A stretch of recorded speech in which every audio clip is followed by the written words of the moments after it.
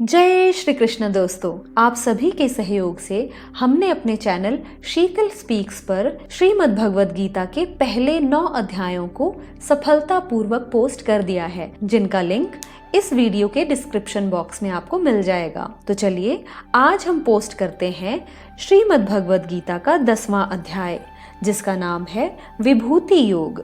श्री भगवान ने कहा, हे महाबाहु अर्जुन, और आगे सुनो, क्योंकि तुम मेरे प्रिय सखा हो और मैं तुम्हारे लाभ के लिए ऐसा ज्ञान प्रदान करूंगा जो अभी तक मेरे द्वारा बताए गए ज्ञान से सर्वश्रेष्ठ होगा।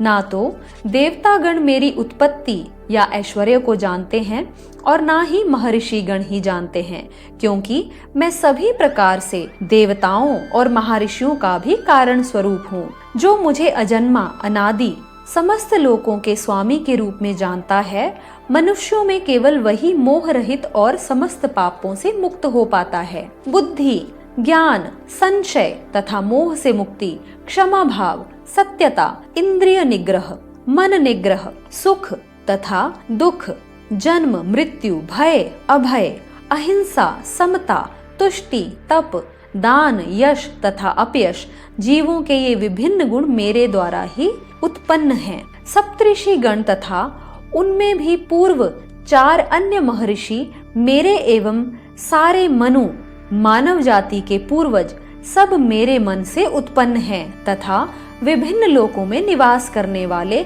सारे जीव उनसे अवतरित होते हैं। जो मेरे इस ऐश्वर्य तथा योग से पूर्णतया आश्वस्त हैं, वह मेरी अनन्य भक्ति में तत्पर होता है, इसमें तनिक भी संदेह नहीं है। मैं समस्त आध्यात्मिक तथा भौतिक जगतों का कारण हूँ। प्रत्येक वस्तु का उद्गम मुझसे ही हुआ है। जो बुद्धिमान या भली भांति जानते हैं, वे मेरी प्रेमा भक्ति में ही लगते हैं तथा हृदय से पूरी तरह मेरी पूजा में तत्पर हो जाते हैं। मेरे शुद्ध भक्तों के विचार मुझ में वास करते हैं। उनके जीवन मेरी सेवा में अर्पित रहते हैं और एक दूसरे को ज्ञान प्रदान करते तथा मेरे विषय में बातें करते हुए परम संतोष तथा आनंद का अनुभव करते हैं।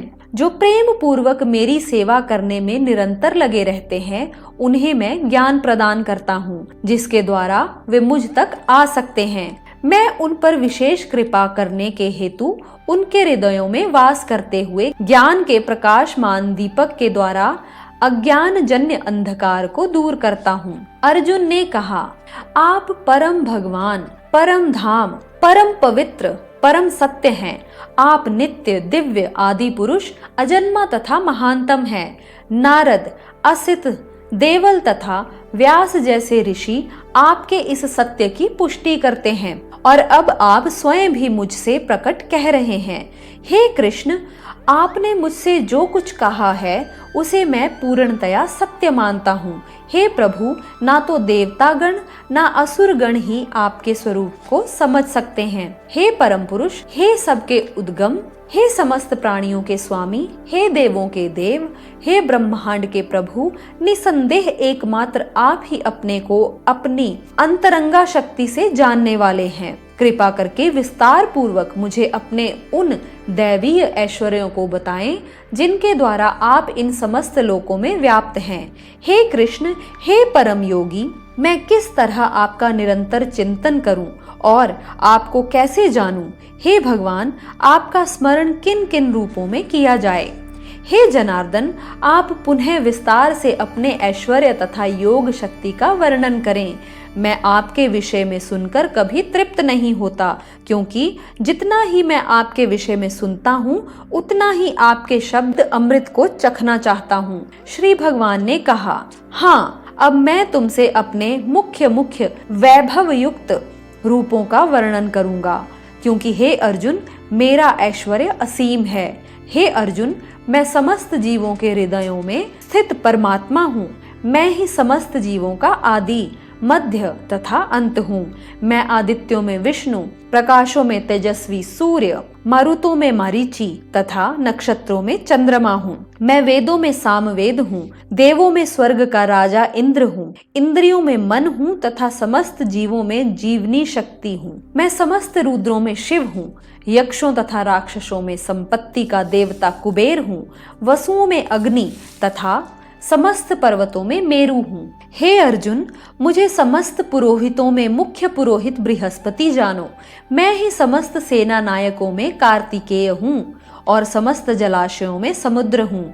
मैं महर्षियों में भृगु हूँ, वाणी में दिव्य ओंकार हूँ, समस्त यज्ञों में पवित्र नाम का कीर्तन तथा समस्त अचलों में हिमालय हूँ। मैं समस्त देवर्षियों में नारद हूँ, मैं गंधर्वों में चित्ररथ हूँ और सिद्ध पुरुषों में कपिल मुनि हूँ। घोड़ों में मुझे उच्चैश्रवा जानो, जो अमृत के लिए समुद्र मंथन के समय उत्पन्न हुआ था। गज राजाओं में मैं ऐरावत हूँ और मनुष्यों में मैं राजा हूँ।